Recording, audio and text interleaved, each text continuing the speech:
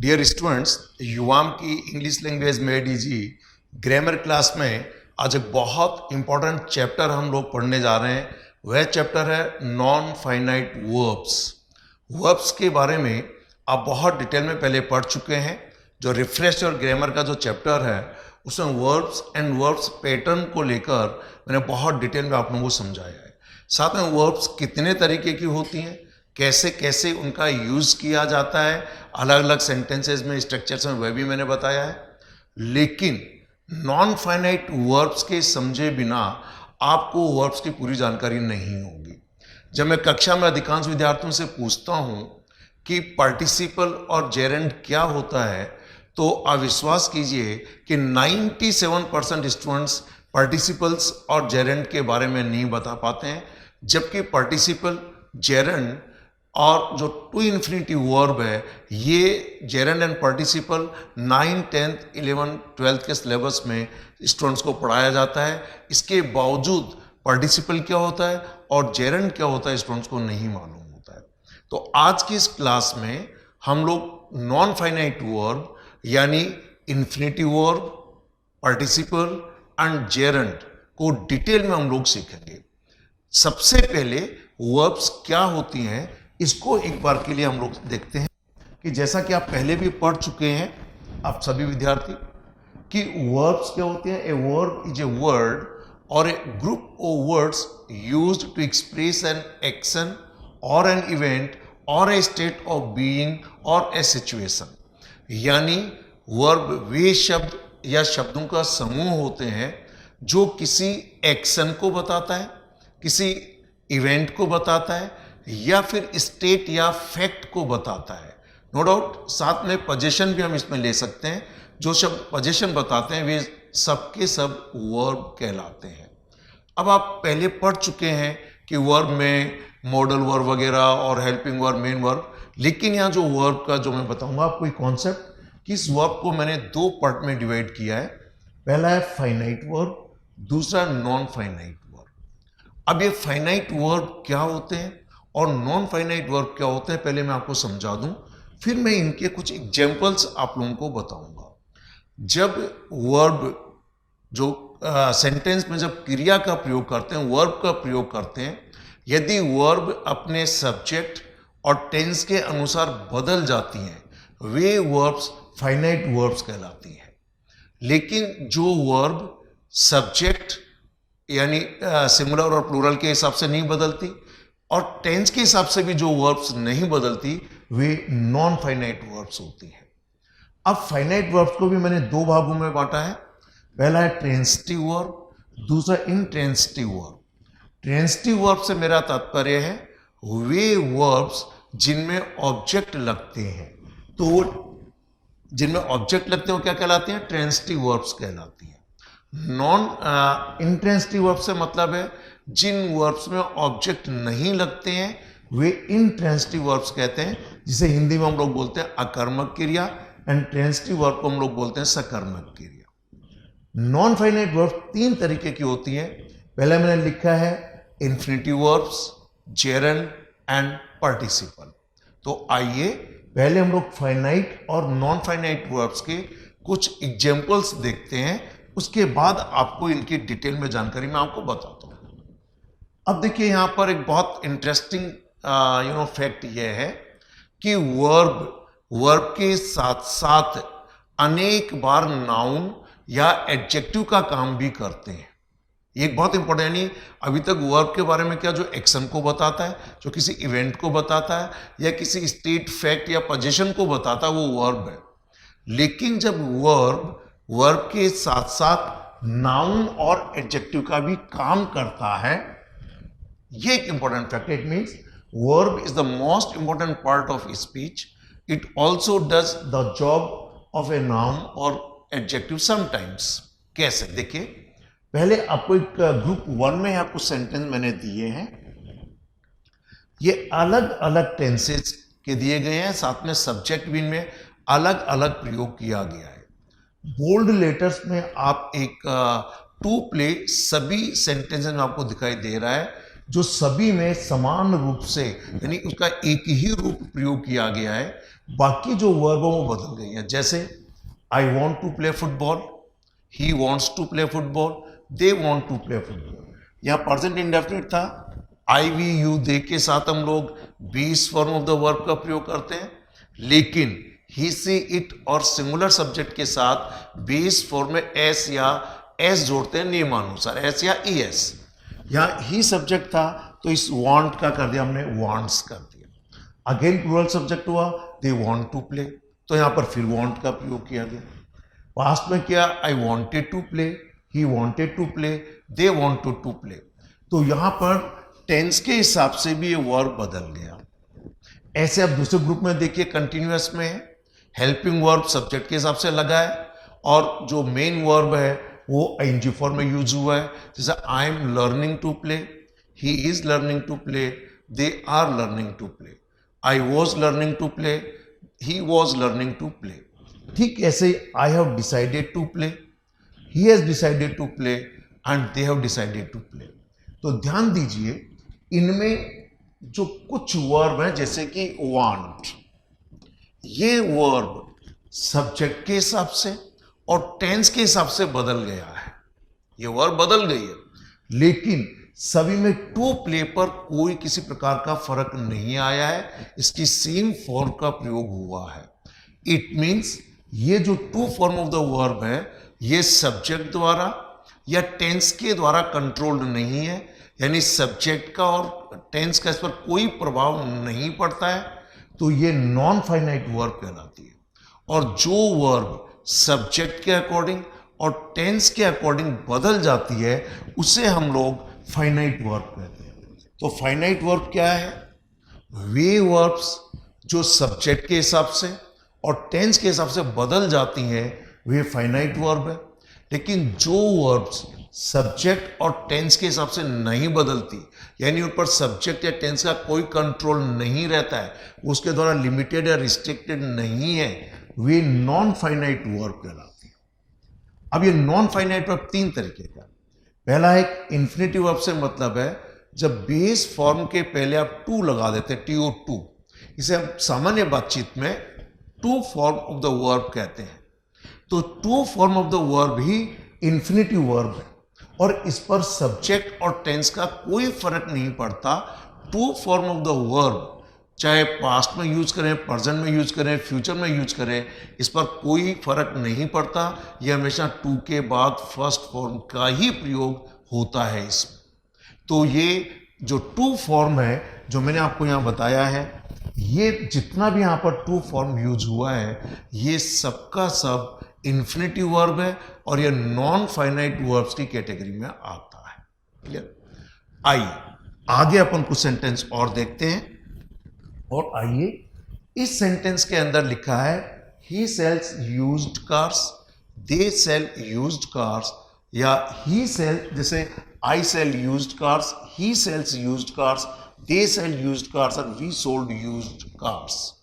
यहां पर जो सेल वर्ब है ये सब्जेक्ट के हिसाब से और टेंस के हिसाब से बदल गया है।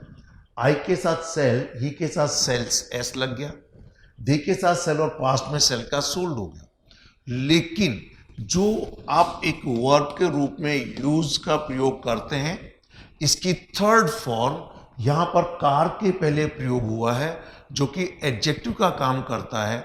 यहां इस यूज्ड पर न तो सब्जेक्ट का फर्क है किसी में भी और ना ही इस पर टेंस का फर्क है, यानी चाहे प्रेजेंट टेंस हो, पास्ट टेंस हो, फ्यूचर टेंस हो, चाहे सब्जेक्ट सिंगुलर हो या प्लूरल हो, जो वर्ब सब्जेक्ट और टेंस के अनुसार बदल जाती हैं वे फाइनाइट वर्ब है। तो यहाँ सेल, सेल, सेल, सोल्ड, ये फाइनाइट वर्ब है। यहाँ पर इस यूज जो वर्ब है इसकी थर्ड फॉर्म का प्रयोग कार के पहले विशेषता बताने के लिए किया गया है, इस पर कोई फर्क नहीं पड़ता। ये कहलाता है पास्ट पार्टिसिपल, यानी ये जो यहाँ पर जो यूज हुआ है ये बेसिकली यहाँ पर पार्टिसिपल के रूप में यूज हुआ है, यानी वर्ब की थर्ड फॉर्म नाउन के पहले लगकर विशेषता बता रहा है और सब्जेक्ट और टेंस का इस पर कोई फर्क नहीं है। क्लियर? इसे हम लोग कहते हैं past participle. Participle means non finite verb हो गया। क्लियर। आइए एक और आपने नाम सुना होगा प्रेजेंट पार्टिसिपल, यानी वर्ब की आईएनजी फॉर्म। यहां देखिए, यहां पर पहले एक सेंटेंस है, I help the suffering people, he helps the suffering people, they help the suffering people, he help the suffering people. यहां पर help, helps, help and helped ये सब्जेक्ट के हिसाब से और टेंस के हिसाब से बदल लिया है, चाहे इंडेफिनिट हो, चाहे कंटिन्यूअस हो, चाहे परफेक्ट हो। क्लियर। इनमें जो वर्ब सब्जेक्ट और टेंस के हिसाब से बदल रही है वे फाइनाइट वर्ब। लेकिन यह पीपल की विशेषता बताने के लिए सफर से सफरिंग, एक वर्ब है सफर, किसी चीज से पीड़ित होना, किसी चीज से दुखी पीड़ित होना। इस सफर के आईएनजी फॉर्म है सफरिंग। तो I help the suffering people, it means मैंने पीड़ित लोगों की, दुखी लोगों की मैं सहायता करता हूं। अब चाहे सब्जेक्ट सिंगुलर हो या प्लूरल, चाहे प्रेजेंट टेंस हो, चाहे पास्ट टेंस हो, चाहे फ्यूचर टेंस हो, चाहे इंडेफिनिट हो, चाहे कंटिन्यूअस हो, चाहे परफेक्ट हो, कहीं पर भी सफरिंग पर कोई फर्क नहीं पड़ा है। ये सफरिंग भी पार्टिसिपल है, इसे प्रेजेंट पार्टिसिपल कहते हैं। तो यह नॉन फाइनाइट वर्ब कहलाता है। इट मीन्स नॉन फाइनाइट में सबसे पहले कैटेगरी आई to form of the verb, जिसे इंफिनिटिव वर्ब कहते हैं। साथ में आया third form of the verb, उसे पास्ट पार्टिसिपल कहते हैं। यहां पर आया वर्ब की आईएनजी फॉर्म, यहां पर इसे प्रेजेंट पार्टिसिपल कहते हैं। अब ध्यान दीजिए, पार्टिसिपल होता क्या है? ये क्वेश्चन, जैसा कि मैंने अभी हाल ही में बताया, आप किन्हीं भी क्लास में, आप भी विद्यार्थी, आप खुद सोचिए, क्या आप पार्टिसिपल किसे कहते हैं? 97% स्टूडेंट्स नहीं बता पाते हैं। पार्टिसिपल से हमारा तात्पर्य है कि वर्ब की कोई फॉर्म वर्ब के साथ साथ जब विशेषता बताने यानी एडजेक्टिव का काम करे तो उसे पार्टिसिपल कहते हैं। और वर्ब की थर्ड फॉर्म पास्ट पार्टिसिपल कहलाती है, वर्ब की आईएनजी फॉर्म प्रेजेंट पार्टिसिपल कहलाती है। तो ये वर्ब जब आईएनजी फॉर्म वर्ब के साथ साथ एडजेक्टिव का काम करे तो यह पार्टिसिपल है। लेकिन यदि वर्ब की आईएनजी फॉर्म वर्ब के साथ साथ नाउन का काम करे तो फिर वह जेरंड है। इसलिए मैं आपको जेरंड की डेफिनेशन भी साथ में लिख दूं। पार्टिसिपल तो थर्ड फॉर्म भी होता है और आईएनजी फॉर्म भी होता है, लेकिन जेरंड सिर्फ एक ही है, ING form of the verb, ING form of the verb. तो जेरंड से तात्पर्य है आईएनजी फॉर्म, जब ये वर्ब के साथ साथ नाउन का काम करे, और नाउन सामान्यतः सब्जेक्ट या ऑब्जेक्ट होता है, तो फिर इसे जेरंड कहते हैं। यहां पर ये सभी में जो सफरिंग शब्द पीपल की विशेषता बताने के लिए यूज किया गया है, ये एडजेक्टिव का काम कर रहा है और साथ में वर्ब का काम भी कर रहा है। इन्हें कहेंगे प्रेजेंट पार्टिसिपल।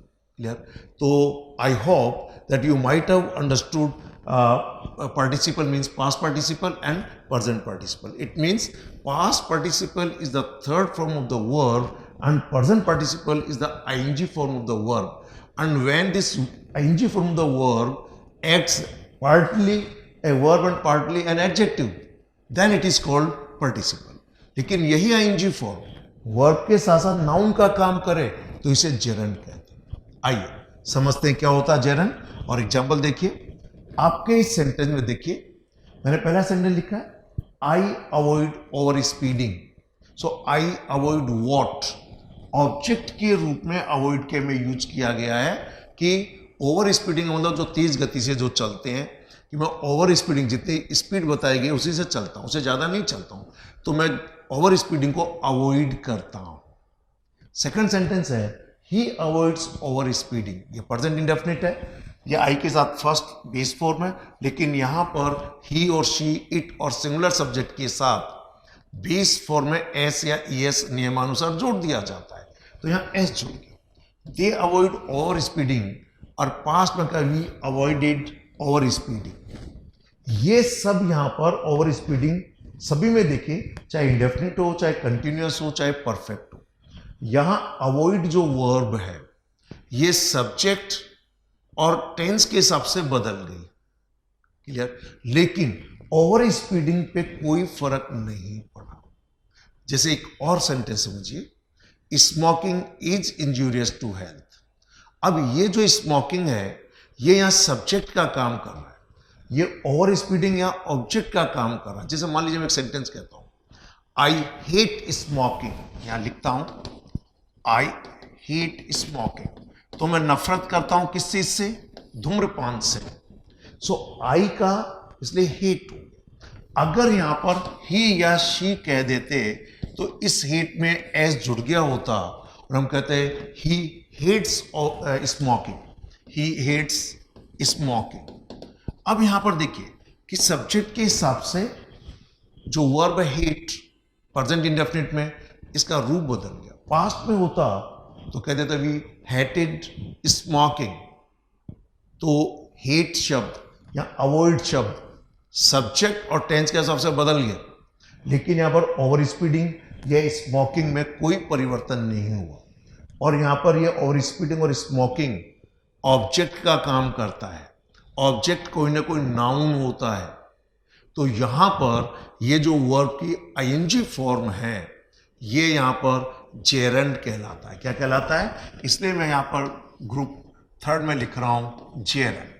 ये सब जितने भी है ये जेरंड, सब्जेक्ट भी हो सकता है। जैसे smoking is injurious to health, learning English is easy, helping the poor will certainly help you again, कि दूसरे लोगों की हेल्प करना आपको भी हेल्प करेगा। तो यहां पर सब्जेक्ट के रूप में या किसी वर्ब के ऑब्जेक्ट के रूप में वर्ब की आईएनजी फॉर्म का प्रयोग आप करते हैं तो यह जेरंड कहलाता है। इट मीन्स जो नॉन फाइनाइट वर्ब की जो मैंने अभी आपसे चर्चा की, यहां पे ध्यान दीजिए। अभी इसकी डेफिनेशन बताता हूं, साथ में मैं आपको एक बार के लिए इसको शुरू में फर्स्ट पेज पे लेके जाना चाहूंगा। फिर समझिए, वर्ब फाइनाइट वर्ब मीन्स वे वर्ब्स जो सब्जेक्ट और टेंस के हिसाब से बदल जाती हैं उन्हें फाइनाइट वर्ब कहते हैं। नॉन फाइनाइट वर्ब से मतलब है सामान्य बातचीत में ये टू फॉर्म कहलाती है, जो टू के बाद हमेशा बेस फॉर्म का प्रयोग होता है। ये है इन्फिनेटिव वर्ब और ये सब्जेक्ट और टेंस के हिसाब से नहीं बदलती है, ये हमेशा टू के बाद बेस फॉर्म ही होता है। जेरंड वर्ब की आईएनजी फॉर्म होती है और ये वर्ब के साथ साथ यानी वर्ब प्लस नाउन, यहां लिखा है मैंने, और वर्ब की आप यूं मान लीजिए इसको आईएनजी फॉर्म जोड़ लीजिए, वर्ब प्लस आईएनजी नाउन का काम करे तो यह जेरंड है। लेकिन जो वर्ब की थर्ड फॉर्म और वर्ब की आईएनजी फॉर्म वर्ब के साथ साथ एडजेक्टिव का काम करे तो फिर इसे पार्टिसिपल कहते हैं। It means non finite verbs पर सब्जेक्ट या टेंस का कोई फर्क नहीं होता, यानी सब्जेक्ट और टेंस का कोई कंट्रोल नहीं होता। Only finite verb is controlled and limited by the subject. Non finite verb पर सब्जेक्ट का या टेंस का कोई फर्क नहीं पड़ता है। क्लियर? तो ये एक ब्रीफ में मैंने बताया। साथ में फाइनाइट वर्ब में ट्रांजिटिव वर्ब जिनमें ऑब्जेक्ट लगता है, इंट्रांजिटिव वर्ब जिनमें ऑब्जेक्ट नहीं लगता है। क्लियर? तो आइए एक बार मैं आपको इनकी पूरी डेफिनेशन आपको समझा दूं। सबसे पहले देखिए फाइनाइट वर्ब, ध्यान से देखिए। When a verb inflects for its tense and agrees in number with the subject, ध्यान दीजिए आप, इन्फ्लेक्ट का मतलब रूप बदलती है, किसके हिसाब से? टेंस के हिसाब से, और साथ में सब्जेक्ट के नंबर, यानी सिंगुलर सब्जेक्ट है तो वर्ब सिंगुलर, सब्जेक्ट प्लूरल है तो वर्ब प्लूरल, उस सब्जेक्ट के नंबर के हिसाब से उसे एग्री होती है। It means when a verb changes its form according to its subject and tense, इसका मतलब है कि जब वर्ब अपने सब्जेक्ट और टेंस के हिसाब से अपने रूप बदल देती है, it is called finite verb. तो इसे क्या कहते हैं? फाइनाइट वर्ब कहते हैं। It means a finite verb is controlled, restricted, limited by the number, person और tense of its subject, कि जो इस फाइनाइट वर्ब का जो सब्जेक्ट है, इस सब्जेक्ट के टेंस इस सब्जेक्ट के पर्सन यानी फर्स्ट पर्सन है, सेकंड पर्सन, थर्ड पर्सन है, और नंबर यानी सिंगुलर है, प्लूरल है, उसके हिसाब से फाइनाइट वर्ब कंट्रोल होती है, उससे सीमित रहती है, लिमिटेड रहती है। तो this definition is very important for all of you to understand the finite verbs concept. अब देखिए नॉन फाइनाइट वर्ब क्या, तो फिर अगेन देखिए, हम देखिए when a verb doesn't inflect for its tense and need not agree in number with the subject. ध्यान दीजिए, जब वर्ब टेंस के हिसाब से इन्फ्लेक्ट का मतलब बदलना, टेंस के हिसाब से अपना रूप नहीं बदलती है, और टेंस जो सब्जेक्ट का नंबर है, सिंगुलर या प्लूरल, उसके हिसाब से भी उसको एग्री होने की जरूरत नहीं है। It means verb doesn't change its form according to its subject and tense. इसका मतलब वर्ब अपने सब्जेक्ट और टेंस के हिसाब से अपना रूप नहीं बदलती है। It is called non finite verb. It means a non finite verb is not controlled, is not controlled, ध्यान दीजिए, is not controlled, restricted, limited by the number, person and tense of its subject. कि subject जो है उसके tense और उसके number, उसके person के हिसाब से वो कंट्रोल नहीं होती, वो अपने रूप नहीं बदलती है। ये आपका फाइनाइट एंड नॉन फाइनाइट का बहुत इंपॉर्टेंट डेफिनेशन आपने देखा। साथ में मैंने कहा कि जेरेंड वर्ब की आईएनजी फॉर्म होता है, और जब ये वर्ब की आईएनजी फॉर्म वर्ब के साथ साथ नाउन का काम करे तो ये जेरेंड कहलाता है। और नाउन के रूप में वर्ब की आईएनजी फॉर्म सेंटेंस का सब्जेक्ट भी हो सकती है, सेंटेंस का ऑब्जेक्ट भी हो सकती है। It means when the ING form of a verb acts partly a verb, अंशतः वह वर्ब हो, एंड पार्टली ए नाउन हो, अंशतः वह क्या हो, संज्ञा हो, नाउन हो, यानी वो वर्ब भी है और नाउन भी है। It is called gerund. Participle देखिए, when the ing form or third form of a verb, यानी both ing form and third form of a verb acts partly a verb and partly an adjective, it is called participle। कि जब verb की third form और ing form अंशतः कहना चाहिए क्रिया का काम भी करे, वर्ब का काम भी करे, और साथ में ये विशेषण यानी एडजेक्टिव का भी काम करे, तो इसे हम लोग पार्टिसिपल कहते हैं। ये एक आपका बहुत इंपॉर्टेंट पार्ट था कि अल्टीमेटली नॉन फाइनाइट वर्ब क्या होता है। फिर एक बार इसको आप अच्छे से समझ लीजिए, नॉन फाइनाइट वर्ब और finite verb. So non finite verbs वे होती हैं जिन पर सेंटेंस का सब्जेक्ट या टेंस का कोई फर्क नहीं पड़ता, यानी नॉन फाइनाइट वर्ब सब्जेक्ट और टेंस के हिसाब से अपने रूप नहीं बदलती हैं। फाइनाइट वर्ब सब्जेक्ट और टेंस के हिसाब से अपने रूप बदल लेती हैं। ये फाइनाइट और नॉन फाइनाइट वर्ब में अंतर है। अब हम लोग बहुत डिटेल में जो नॉन फाइनाइट वर्ब मैंने आपको तीन तरीके की बताई। इन्फिनिटिव वर्ब, इन्फिनिटिव वर्ब से हमारा तात्पर्य है to form of the verb, यानी टू के बाद वर्ब की बेस फॉर्म का प्रयोग होना। दूसरा है पार्टिसिपल, तीसरा है जेरेंड। तो आइए अब हम लोग इन्फिनिटिव वर्ब्स को डिटेल में स्टडी करते हैं। सो नॉन फाइनाइट वर्ब्स कौन कौन सी होती हैं ये आपने अभी सीखा। अब हम लोग इन्फिनिटिव वर्ब्स जो कि नॉन फाइनाइट वर्ब्स होती हैं, जिन्हें बोलचाल में to form of the verb कहते हैं, इसको हम लोग डिटेल में सीखेंगे। पहले देखिए, फिर आपको एक बार समझने के लिए मैंने कुछ सेंटेंस लिखे हैं। I want to work hard, we want to work hard. ये टाइपिंग एरर हुआ, ये ही होना चाहिए था। He wants to work hard and I wanted to work hard. अब यहाँ पे देखिए, वर्क, ये जो वांट शब्द है ये सब्जेक्ट और टेंस के हिसाब से बदल गया, लेकिन टू वर्क कहीं पर भी इसमें कोई बदलाव नहीं हुआ है। इन्हें हम लोग इन्फिनिटिव वर्ब कहते हैं, सामान्य बातचीत में से टू फॉर्म कहते हैं। ये इन्फिनिटिव वर्ब दो तरीके के मैंने इसको डिवाइड किया है। एक है full infinitive verb. Full infinitive verb से मतलब है इन्फिनिटिव वर्ब विद टू, जिसे हम लोग सामान्य बातचीत में to form of the verb कहते हैं। लेकिन कुछ विशेष सिचुएशन में कुछ सेंटेंस स्ट्रक्चर्स में कुछ वर्ब के साथ to form of the verb की बजाय सिंपल बेयर इंफिनिटिव का प्रयोग किया जाता है। बेयर इंफिनिटिव से हमारा तात्पर्य है कि वर्ब की बेस फॉर्म, वर्ब की टू फॉर्म का प्रयोग विदाउट टू के किया जाना, जैसे कि कॉजेटिव वर्ब में होता है। फुल फॉर्म के सेंटेंस देखिए, शी डिसाइडेड टू रिजाइन, यहां पर to resign full infinitive verb है। फुल इंफिनिटिव का मतलब to form of the verb. To err is human, गलती करना मानव स्वभाव है, यह सब्जेक्ट के रूप में यूज हुआ। His aim is to become a minister, उसका उद्देश्य एक मंत्री बनना है। यहां पर ये इज के बाद टू बिकम किया है, यानी to form of the verb के बाद यहां पर टू बिकम लगा, तो यहां टू रिजाइन, टू और टू बिकम, ये फुल इंफिनिटिव वर्ब है।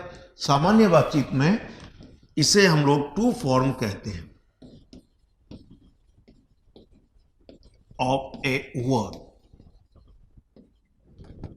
ठीक, अब बेयर इंफिनिटिव से मतलब है कि इस टू को हटा दिया जाना। जैसे bare infinitive means infinitive without to, जैसे a joker makes people laugh, तो यहां पर ये कॉजेटिव वर्ब के रूप में यूज हुआ मेक, तो यहां लाफ सिंपल बिना टू के यूज किया गया है। या अगर हम टू लाफ कह देंगे तो यह गलत हो जाएगा। तो यहां पर ये जो लाफ है ये बेयर इंफिनिटिव है। एक सेंटेंस देखिए, I heard a car drive of, जैसे कार शुरू होकर चली गई तो वो मैंने सुना, तो यहां पर टू ड्राइव ऑफ नहीं है, ये फ्रेजल वर्ब है। नेक्स्ट है, can you help me lift this box, कि क्या आप इस बॉक्स को उठाने में मेरी हेल्प कर सकते हैं। सो can you help me lift this box, यहां पर ये लिफ्ट बेयर इंफिनिटिव है, यहां टू लिफ्ट का प्रयोग करना गलत है। जो विद्यार्थी आप में से कॉम्पिटिटिव एग्जामिनेशन की तैयारी कर रहे हैं वो उन सिचुएशन को जरूर पढ़ें जिनमें हम लोग बेयर इंफिनिटिव का प्रयोग करते हैं, क्योंकि सामान्यतया हम लोग to form of the verb का प्रयोग करते हैं किसी वर्ब के बाद, ऑब्जेक्ट के बाद, सब्जेक्ट के रूप में, जिसको हम अलग अलग तरीके से अभी सीखेंगे यहाँ पर। लेकिन कुछ स्पेशल सिचुएशन, कुछ वर्ड्स, कुछ वर्ब्स ऐसी होती हैं जिनके बाद बेयर इंफिनिटिव का प्रयोग भी किया जाता है और एग्जामिनर स्टूडेंट्स को थोड़ा सा भ्रमित करके, कंफ्यूज करके, कई बार कॉमन एरर्स के पार्ट में इनको पूछ लेते हैं। तो इंफिनिटिव वर्ब को हमने कहा फुल फॉर्म का मतलब to form of the verb, bare infinitive का मतलब है कि first form of the verb without to. आइए अब इसकी कुछ और इंफॉर्मेशन आपके सामने, इस कि मैंने अलग अलग फॉर्म दिए, अलग अलग टेंस में जो इंफिनिटिव है उसकी अलग अलग फॉर्म्स है। जैसे पहला है सिंपल फॉर्म, यह टू के बाद फर्स्ट फॉर्म, यानी कहना चाहिए हमेशा बेस फॉर्म का ही प्रयोग होता है। यह है सिंपल, यानी to go, to play, to see, to write, to study, to buy, to come, to jump, to learn, to drive, ये सबकी सब सिंपल फॉर्म यानी to form of the verb है और इस टू के बाद फर्स्ट फॉर्म का प्रयोग हुआ है यानी बेस फॉर्म का प्रयोग हुआ है। क्लियर। एक्टिव वॉइस में होता है ये टू राइट। इसी को अगर पैसिव वॉइस में यूज करें तो आप सबको मालूम है कि पैसिव वॉइस का एक कॉमन रूल है कि सभी पैसिव स्ट्रक्चर्स में बी की किसी फॉर्म के बाद मेन वर्ब की थर्ड फॉर्म का प्रयोग करते हैं। तो यहां पर टू राइट को पैसिव में चेंज करने के लिए टू के बाद बी लगाएंगे और राइट की थर्ड फॉर्म कर देंगे टू बी रिटन। जैसे to sell, to be sold, to teach, to be taught, to write, to be written, to invite, to be invited. तो ये पैसिव स्ट्रक्चर है और ये एक्टिव स्ट्रक्चर। अब आपको बता दूं, शायद बहुत कम लोगों ने ऐसे सेंटेंस स्ट्रक्चर पढ़े होंगे। इस to form of the verb का प्रयोग कंटिन्यूअस में भी किया जाता है। कैसे? टू बी के बाद वर्ब की आईएनजी फॉर्म का प्रयोग कर देना। और ये सिर्फ एक्टिव में ही होता है, पैसिव वॉइस में नहीं होता, इसलिए यहां पर नहीं लिखा गया कुछ। फिर आता है परफेक्ट। और परफेक्ट क्या होता है? हैज और हैड के बाद वर्ब की थर्ड फॉर्म। पर चूंकि टू के बाद सिर्फ बेस फॉर्म आता तो ये होगा to have plus third form of the verb, to have plus third form of the verb. ये एक्टिव वॉइस है। अगर आप पैसिव स्ट्रक्चर बनाएंगे तो टू हैव के बाद बी की थर्ड फॉर्म बीन लिखेंगे और उसके बाद मेन वर्ब की थर्ड फॉर्म। तो ये है to have written, passive structure हो जाएगा to have been written. To have sold, to have been sold. और एक है परफेक्ट कंटिन्यूअस, ये तो आप पढ़ चुके हैं ना, indefinite continuous, perfect and perfect continuous. उन्हीं के आधार पर यहां पर ये जो to form of the verb है उसके अलग अलग फॉर्म्स दी हुई है। यह to have been plus ING सिर्फ एक्टिव वॉइस में ही होता है, क्लियर, और इसका पैसिव स्ट्रक्चर नहीं होता। ये आपने देखा, लेकिन ध्यान दीजिए कि to form of the verb चाहे पास्ट टेंस हो, चाहे प्रेजेंट हो, चाहे फ्यूचर, इस पर कोई बदलाव नहीं होता। टू फॉर्म की कोई भी पास्ट फ्यूचर फॉर्म नहीं होती है, mean there is no future form of infinity. ये एक इंपॉर्टेंट बात। तो अब आपको मैं ये बता दूं कि इंफिनिटी वर्ब से मतलब है to form of the verb. इस to form of the verb को हम अलग अलग तरीके से प्रयोग करते हैं। ये नाउन के रूप में भी प्रयोग की जा सकती है और ये एडजेक्टिव के रूप में यानी क्वालिफाइंग इंफिनिटिव भी होती है। विशेषता बताने के लिए भी इनका प्रयोग किया जाता है। तो अब यहाँ पर इन इंफिनिटिव को दो पार्ट में हम सीखेंगे। पहला है एक नाउन के रूप में इंफिनिटिव का प्रयोग होना, दूसरा है एडजेक्टिव यानी क्वालिफाइंग इंफिनिटिव वर्ब का होना। तो आइए अब इनके अलग अलग तरीके से, पहला हम देख रहे हैं जो नाउन का काम करते हैं तो इसे हम लोग कहेंगे नाउन इंफिनिटिव वर्ब। और जब नाउन है तो ये सब्जेक्ट हो सकता है, जैसे टू अर्न इज ह्यूमन, गलती करना मानव स्वभाव है। To tell a lie is sin, झूठ बोलना पाप है। To forgive is divine, sorry ये वी होना चाहिए, to forgive is divine. To turn back is just not wise, कि अपनी बात से पलट जाना वाइज नहीं होता है। So to turn back. To save money now seems impossible, पैसा बचाना असंभव दिखता है। तो यहां सभी सेंटेंसेस में जो सब्जेक्ट के रूप में यूज, और सब्जेक्ट कोई नाउन होता है इसलिए इसे नाउन इंफिनिटिव कहा गया है। यह सब्जेक्ट के रूप में यूज किया जा सकता है। यहां पर आप चाहें तो पार्टिसिपल का यूज भी होता है, लेकिन अभी फिलहाल यहां पर टू फॉर्म का प्रयोग सब्जेक्ट के रूप में किया गया है। इसके अलावा कुछ वर्ब के बाद ऑब्जेक्ट के रूप में भी टू फॉर्म का प्रयोग किया जाता है। इसने लिखा object to a transitive verb, कि जो सकर्मक क्रिया हैं उनके ऑब्जेक्ट के रूप में। जैसे he promised to help me, so he promised me what, तो उनका टू हेल्प। तो प्रॉमिस के जस्ट बाद यहां पर टू हेल्प वर्ब आ गया। नहीं देखिए, she loves to see such films, उसको ऐसी फिल्म्स देखना अच्छी लगती है या वैसी फिल्म देखने को प्यार करती है। तो यहाँ पर लव के ऑब्जेक्ट के रूप में टू सी, पर देखिए यहाँ सब्जेक्ट के हिसाब से लव्स हो गया, ये टेंस के हिसाब से यहाँ पर क्या हो गया, प्रॉमिस्ड हो गया। यहाँ प्रेजेंट इंडेफिनिट सब्जेक्ट के हिसाब से लाइक है, लेकिन इनके बाद जो टू फॉर्म का यूज हुआ है वो सभी में एक जैसा ही रूप है, यानी to help, to see, to read, to pay. To के बाद सिर्फ फर्स्ट फॉर्म का यूज है, क्लियर। तो चाहे प्रेजेंट टेंस हो, चाहे पास्ट टेंस हो, चाहे सिंगुलर सब्जेक्ट हो, चाहे प्लूरल हो, सिर्फ फाइनाइट वर्ब बदलती है। यहां पर प्रॉमिस, लव, लाइक और एग्रीड, ये फाइनाइट वर्ब जो सब्जेक्ट और टेंस के हिसाब से बदल गई है। लेकिन सभी फाइनाइट वर्ब के बाद यहां पर ऑब्जेक्ट के रूप में to form of the verb का प्रयोग किया गया है। यहां पर इसे हम लोग नॉन फाइनाइट वर्ब है, और ये सब्जेक्ट के हिसाब से देखिए कहीं पर भी आप ध्यान दें, चाहे सब्जेक्ट जो भी आपका सिंगुलर है, प्लूरल या आई है, इनमें फाइनाइट वर्ब तो इनके हिसाब से बदल गई है, यानी प्रॉमिस्ड ही के हिसाब से टेंस, लव सी के हिसाब से बदल गया, लाइक सब्जेक्ट के हिसाब से, एग्रीड टेंस के हिसाब से। लेकिन इनमें to help, to see, to read, to pay कोई चेंज नहीं हुआ।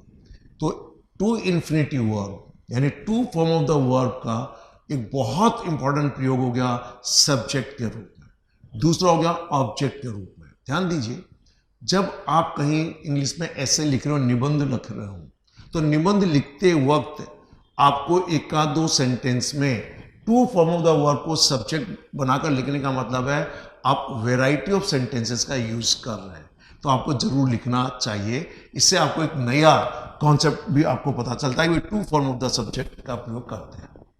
आइए, टू फॉर्म का प्रयोग कभी कभार और प्रेपोजिशन के बाद भी करते हैं, जैसे the train was about to reach, तो यहां पर अबाउट के बाद आया to reach. The match is about to begin, कि मैच शुरू होने ही वाला है। He set down to take rest, वो आराम करने के लिए नीचे बैठ गया।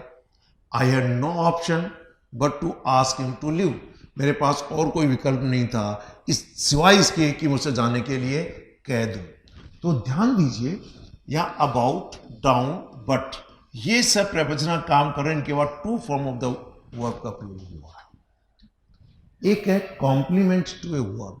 ऑब्जेक्ट और कॉम्प्लीमेंट में क्या डिफरेंस है, इसके लिए आप लोग जो रिफ्रेश और ग्रामर का जो वर्ब का चैप्टर है उसको डिटेल से जरूर देखें, साथ में वर्ड पैटर्न्स भी देखें, तो ऑब्जेक्ट और कॉम्प्लीमेंट में आपको अंतर पता चल जाएगा। The shop is to let, यहां पर ये कॉम्प्लीमेंट के रूप में प्रयोग हुआ है। अगर आप इसको हटा, ये बेसिकली देखिए सब्जेक्ट कॉम्प्लीमेंट है, ये इस शॉप की विशेषता बता रहा है, ठीक। तो this shop is to let, कि ये दुकान किराए से देने के लिए है। His desire is to become an officer, उसकी इच्छा एक अधिकारी बनने की है। My aim is to serve the sick, मेरा जो एम उद्देश्य है वह जो पीड़ित हैं, जो बीमार हैं, उनकी सेवा करना है। His plan is to start a new business, उसकी जो योजना है वो एक नया व्यवसाय शुरू करने की है। यहाँ पर वर्ब के बाद यानी इज इनके कॉम्प्लीमेंट के रूप में देखिए to form of the verb का प्रयोग हुआ है। अगर ये हटा दो तो यहां पर इसका कोई मीनिंग नहीं रहता है। तो ये था कि to form of the verb का प्रयोग नाउन इन्फिनेटिव के रूप में, यानी नाउन के रूप में, सब्जेक्ट के रूप में किया जा सकता है, ऑब्जेक्ट के रूप में किया जा सकता है, प्रेपोजिशन के ऑब्जेक्ट के रूप में किया जा सकता है, तो कुछ वर्ब्स के कॉम्प्लीमेंट के रूप में भी प्रयोग किया जा सकता है। अब मैं आपको बता दूं कि ये to form of the verb qualifying infinitive verb भी होता है। कहने का मतलब है कि दूसरे शब्दों की विशेषता बताना, जैसे सबसे पहले किसी नाउन को क्वालिफाई करता है, जैसे I want Ram to work hard. लीजिए अभी सेंटेंस को आप समझिए, मैं यहां पर कहता हूं I want to go, it means ये दोनों काम आई के द्वारा किए जाने, मैं जाना चाहता हूं। तो यहां पर ये जो है इस वांट के ऑब्जेक्ट के रूप में प्रयोग हुआ है। पर यदि मैं ये कहूं I want you to go, अब यहां पर ये वांट तो इस आई के लिए है और ये टू गो इस यू के लिए। मीनिंग है इसका कि मैं चाहता हूं कि आप जाओ, so I want you to go. Clear? तो यहां पर ये किसी नाउन या प्रोनाउन की विशेषता बता सकता है, जैसे कि यहां पर राम की विशेषता बता रहा है, I want Ram to work, मैं चाहता हूं कि राम कड़ी मेहनत करें। I have many books to read, यहां बुक्स के बाद टू रीड आया, ये टू रीड यहां पर नाउन की विशेषता बता रहा है, इसीलिए इसे हम लोग क्वालिफाइंग इन्फिनेटिव कहते हैं। यही नहीं, कुछ एडजेक्टिव के बाद भी to form of the verb का प्रयोग किया जाता है, जैसे I am able to speak 3 languages. तो यहां एबल के बाद टू स्पीक कहा गया, एबल एक एडजेक्टिव है, तो यहां किसी एडजेक्टिव को क्वालिफाई करने के लिए सेंटेंस देखिए, I am happy to meet you, मैं आपसे मिलकर खुश हूं। तो यहां हैप्पी के बाद टू फॉर्म आया। नेक्स्ट देखिए, he is eager to go abroad, eager के बाद टू गो आया। The sunset is beautiful to look at, कि सूर्यास्त को देखना बहुत ही सुंदर लगता है, सुंदर होता है या अच्छा लगता है। यहां सभी में देखिए आप किसी न किसी एडजेक्टिव के बाद टू फॉर्म का प्रयोग हुआ है। मैं आपको कुछ एक लिस्ट बनवा के दूंगा कि ऐसी वर्ब्स जिनके बाद हमेशा टू फॉर्म का प्रयोग होता है। दूसरा, ऐसी वर्ब जिनमें ऑब्जेक्ट के रूप में कोई नाउन या प्रोनाउन और फिर उसके बाद टू फॉर्म का प्रयोग हो। कुछ ऐसे एडजेक्टिव जिनके बाद हमेशा टू फॉर्म का प्रयोग होता है। ये आपको याद रखने वाली बात है। इसलिए जो बच्चे आप में से कॉम्पिटिटिव एग्जामिनेशंस की तैयारी कर रहे हैं उनके लिए ये चैप्टर बहुत इंपॉर्टेंट है। ठीक, इसके अलावा कुछ वर्ब की विशेषता भी बताते हैं, जैसे टू क्वालिफाई ए वर्ब, जैसे वी ईट टू लिव, तो हम खाते हैं। क्यों खाते हैं भाई? जीने के लिए, जिंदा रहने के लिए। ही केम टू सी मी, वह आया, क्यों आया? मुझे देखने। तो यहां पर यह वर्ब की विशेषता बता रहे हैं। कभी कभार पूरे सेंटेंस की विशेषता भी बताई जाती है। जैसे मैंने कहा, to be very honest with you, I want to tell you clearly that without hard work you can not succeed. So to be very honest with you, तो to be very honest infinitive verb से शुरुआत हुई ना। So to qualify a sentence, जैसे to be sure you are mistaken, तो भी सुनिश्चित होने के लिए आप कुछ देखिए, आप अदरवाइज गलत फहमी में। To be honest, I just don't want like, कि मैं ईमानदारी से के साथ या आपके साथ प्रति ईमानदार होने के नाते कि भाई मुझे वो पसंद नहीं है, ये आप ईमानदारी होने के नाते कह रहे हैं आप। तो इस तरीके से इन्फिनेटिव वर्ब सामान्य बातचीत में क्या कहेंगे आप लोग? To form of a verb. ये सब्जेक्ट और टेंस के हिसाब से नहीं बदलती है टू फॉर्म, टू के बाद हमेशा बेस फॉर्म आता है। तो दो तरीके के काम कर रहे हैं, नाउन के रूप में और साथ में क्वालिफाइंग इन्फिनेटिव के रूप में, यानी विशेषता बताने के लिए। विशेषता ये नाउन की भी बता सकते हैं, एडजेक्टिव बता सकते हैं, वर्ब की बता सकते हैं, तो पूरे सेंटेंस की विशेषता भी बता सकते हैं। जब यही नाउन के रूप में प्रयोग करेंगे तो ये सब्जेक्ट हो सकता है किसी सेंटेंस की टू फॉर्म, या फिर किसी वर्ब का ऑब्जेक्ट भी हो सकती है ये टू फॉर्म, क्योंकि ये वहां पर नाउन का काम करता है, जो अदर यूज आपने देखे। ये थे नाउन के इन्फिनेटिव वर्ब का प्रयोग कब और कैसे किया जाता है, कितने तरीके से किया जाता है। टू फॉर्म है क्या, ये आप पहले सीख ही चुके हैं।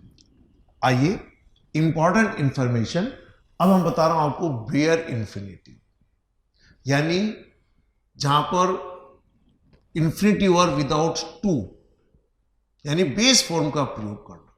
तो कुछ वर्ब्स ऐसी हैं जिनके बाद भले ऑब्जेक्ट आए या डायरेक्ट उसके बाद वर्ब आए, तो वहां पर केवल first form of the verb का प्रयोग करते हैं, जैसे एलिटिलेट, did, make, dare not, need not.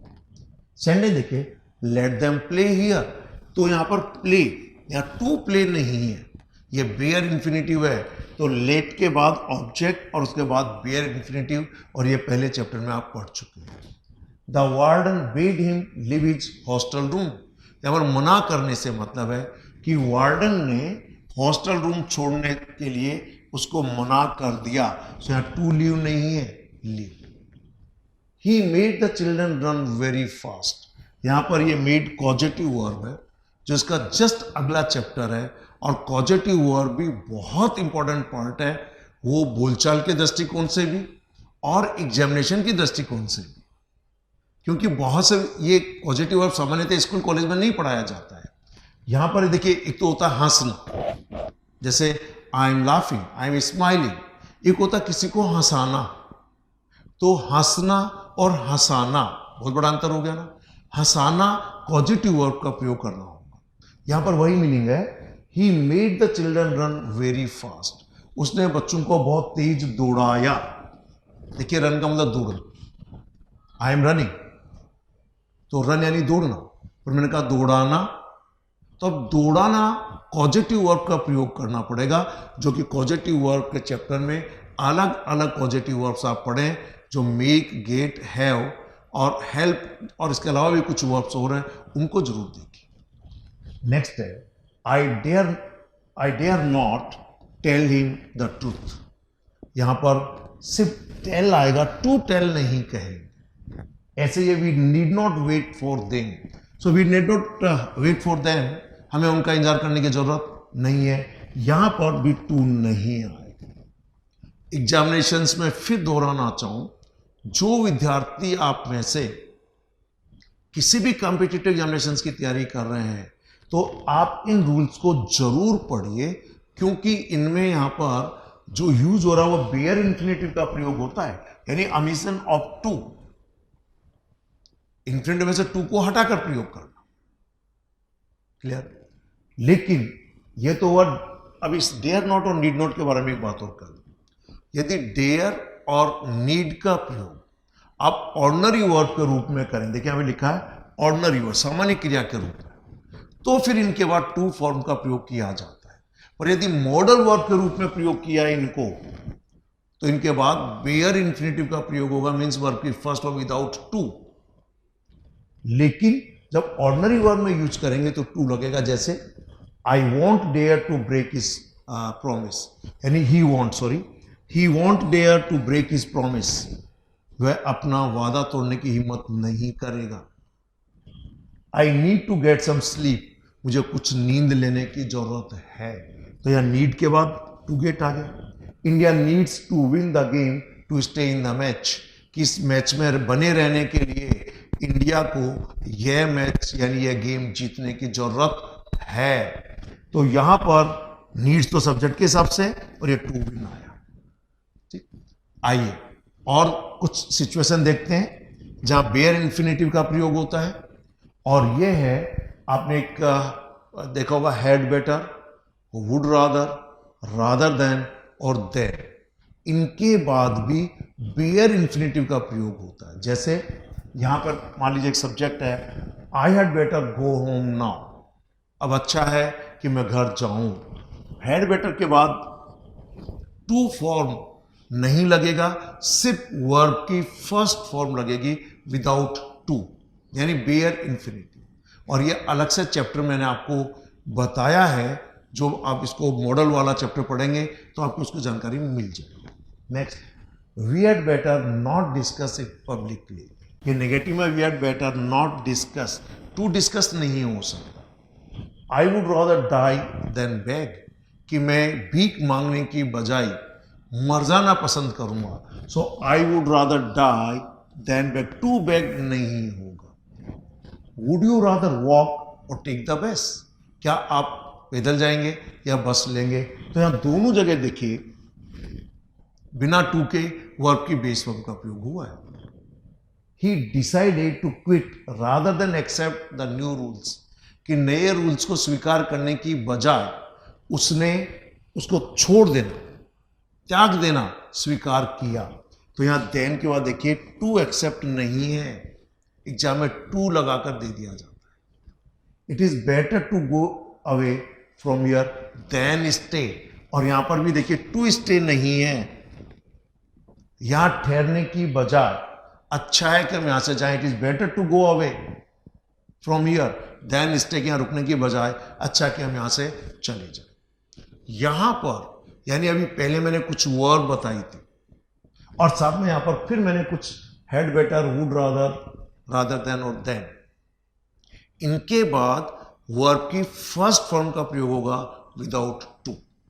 आइए कुछ सिचुएशन, कुछ स्ट्रक्चर्स और हैं जहां पर भी टू का प्रयोग नहीं होगा। जैसे एक होता है कि भाई उसने कुछ नहीं किया हंसने के अलावा, उसने कुछ नहीं किया सोने के अलावा, तो do nothing, do anything, do everything but except, ये सब जो है बेयर इंफिनिटिव का प्रयोग होता है इनके बाद। जैसे ही does nothing but sit idol, वह आलस में बैठने के अलावा कुछ नहीं करता है, तो he does nothing but sit idle, तो यह टू सिट नहीं होगा।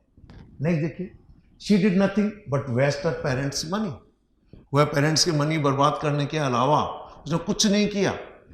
शी डिड नथिंग, लेकिन किया क्या उसने? वेस्ट हर पेरेंट्स मनी, अपने माता पिता का पैसा बर्बाद किया। There was nothing to do but wait, कि वह इंतजार करने के अलावा कुछ नहीं था। So there was nothing to do, तो क्या था? Just wait. लेकिन अब एक बहुत इंपॉर्टेंट पॉइंट एग्जाम में अनेक बार पूछा गया, यहां पर ध्यान दीजिएगा कि इस बट के बाद और इस बट के बाद बेयर इंफिनिटिव का प्रयोग है। लेकिन यदि आपके एक्सप्रेशन में इस तरीके का हो जैसे have no choice, have no alternative, इनके बाद बट और आई और उसके बाद फिर जो होगा वो फुल इंफिनिटिव का प्रयोग होगा। जैसे आई हैड नो चॉइस, मेरे पास कोई चॉइस नहीं थी, but to accept the challenge, यानी चुनौती को स्वीकार करने के अलावा मेरे पास कोई चॉइस नहीं थी। We had no alternative but to report to the police, कि पुलिस को सूचना देने के अलावा हमारे पास कोई विकल्प नहीं था। So we had no alternative but to report to the police. Next है he had no alternative but to resign, कि त्याग पत्र देने के अलावा उसके पास कोई विकल्प नहीं था। अंतर देखिएगा आप यहां पर डिड नथिंग, डू नथिंग और वॉज नथिंग, इनमें अगर बट आया, देखिए आया बट इनके बाद, तो इसके बाद डू नथिंग, डज नथिंग, इनके बाद बट जो आता उसका बेयर इंफिनिटिव है। लेकिन have no choice, have no alternative, उनके बाद बट आए तो फिर यहां पर फुल इंफिनिटिव है। देखिए अच्छे से समझ लीजिए, इन दोनों में भ्रम पैदा करके ही एग्जामिनर आपकी बुद्धि का परीक्षण करता है, टेस्ट करता है। और यहां पर एग्जामिनेशन में यहां से 2 हटा के दे दिया, सामान्यतः हम क्या पढ़ते हैं, यार यहां तो है ही नहीं, लेकिन यहां पर एक्सप्रेशन क्या है, we do nothing, we do everything, या वी डू नथिंग, यानी और साथ में एक्सेप्ट के रूप में, के अलावा। लेकिन यहां पर हमारे पास कोई चॉइस नहीं है, हमारे पास कोई विकल्प नहीं है, लेकिन यह काम करने के लिए है। ऐसा भाव हो, ऐसा एक्सप्रेशन हो, तो आपको निश्चित रूप से यहां पे टू का प्रयोग होगा। दोनों चीजें मैंने एक साथ इसलिए समझाई हैं ताकि आप इनको अच्छे से समझ सकें। ग्रामर पॉइंट ऑफ व्यू से भी, बोलचाल के दृष्टिकोण से भी, ये जो इन्फिनिटिव वर्ब आप समझ रहे हैं, ये बहुत इंपॉर्टेंट है। अब मैं आपको इसकी फॉर्म से एक बार मैं अलग अलग फिर बता दूं जो मैंने पहले बताई, क्योंकि मैं इसके कुछ एग्जाम्पल्स आपको समझाऊंगा। ठीक है, प्रेजेंट इन्फिनिटिव में to send, to go, to play, to write, to study, to teach, यानी to form of the verb. Continuous है टू बी प्लस जो मेन वर्ब होगी उसका एनजी फॉर्म, जैसे to be teaching, to be sending, to be writing. Perfect to have written, to have gone, to have seen. Perfect continuous to have been working, to have been teaching. ठीक, passive voice indefinite का to be plus third form, perfect का to have been plus third form. ये अलग अलग form में अब मैं आपको कुछ एग्जांपल्स और समझा रहा हूं। आइए अब हम लोग कंटिन्यूअस इन्फिनिटिव से मेरा तात्पर्य है to be plus main verb की आईएनजी फॉर्म का प्रयोग करना। कुछ एग्जांपल्स देखिए आपके सामने यहां पे लिखा है। पहला सेंटेंस है it seems to be raining. ये स्ट्रक्चर सामान्यतः स्कूल कॉलेज में नहीं पढ़ाया जाता है, इनका प्रयोग फ्रीक्वेंटली होता रहता है और अधिकांश लोगों को पता नहीं होता कि ये क्या लॉजिक है, क्यों बना है। तो यहां पर है it seems to be raining, यानी वर्षा तो हो रही मालूम पड़ती है। और देखिए sentence the children pretended to be hiding. बच्चों ने छिपे होने का बहाना किया, प्रिटेंड किया।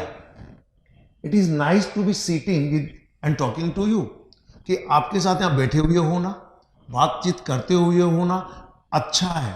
सो इट इज नाइस, क्या नाइस है, to be sitting with you and talking to you. Sentence और देखिए he appears to be living in village. कहते हैं ना, ऐसा मालूम पड़ता है कि वो गांव में रह रहा है। तो ही अपीयर्स, वह मालूम पड़ता है कि गांव में रह रहा है। The AC doesn't seem to be cooling the room much. मालूम पड़ता है कि एसी कमरे को पूरा ठंडा नहीं कर रहा है। तो यहां पर देखिए टू बी के बाद मेन वर्ब की आईएनजी फॉर्म। नेक्स्ट सेंटेंस देखिए I am too old to be crying over some young guys. Clear, कि मैं यंग गाइज पर जोर से चिल्लाना के लिए कुछ ज़्यादा ही बुजुर्ग हूँ। He appears to have been waiting along. अब यहाँ पर परफेक्ट इन्फिनेटिव यूज हुआ है। ये सब सिंपल कंटिन्यूअस इन्फिनेटिव था, यहाँ पर ये था कंटिन्यूअस इन्फिनेटिव। जैसे he appears to have been waiting along, ऐसा मालूम पड़ता है को लंबे समय से इंतजार कर रहे हैं। She pretended to have been sleeping, उसने सोते हुए होने का बहाना किया। तो यहां पर टू हैव बीन, जब आप खुद देखिए, आपको ध्यान है, एक होता simple continuous, I am teaching you, they are playing football, you are learning English, it mean be के बाद वर्ब की आईएनजी फॉर्म। चूंकि ये इन्फिनेटिव कंटिन्यूअस है, कंटिन्यूअस इन्फिनेटिव है, तो टू बी के बाद मेन वर्ब की आईएनजी फॉर्म। परफेक्ट में क्या होता है, I have been teaching you for 10 days, तो हैव बीन टीचिंग यू, तो यहां हो जाएगा to have been teaching you. तो ये एक तरीके से ध्यान से देखें तो यहां सभी में टू बी के बाद वर्ब की आईएनजी फॉर्म है, यहां पर टू बी के बाद वर्ब की आईएनजी फॉर्म, टू बी के बाद वर्ब की ING form, again to be के बाद वर्ब की आईएनजी फॉर्म। आप इस स्ट्रक्चर को गलत मत मानिएगा।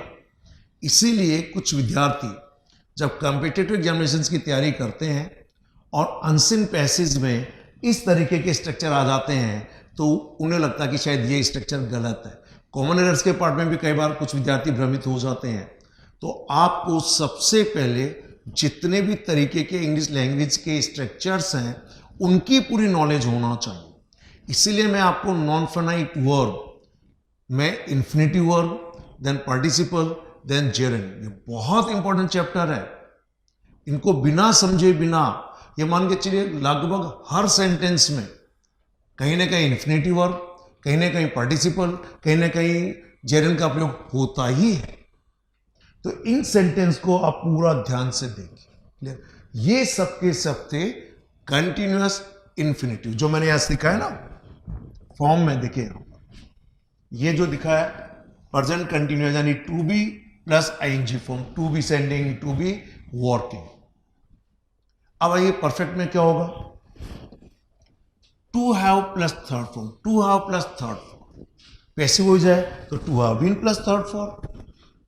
तो अब हम लोग कंटिन्यूअस इन्फिनेटिव के बाद हम लोग लेंगे परफेक्ट इन्फिनेटिव।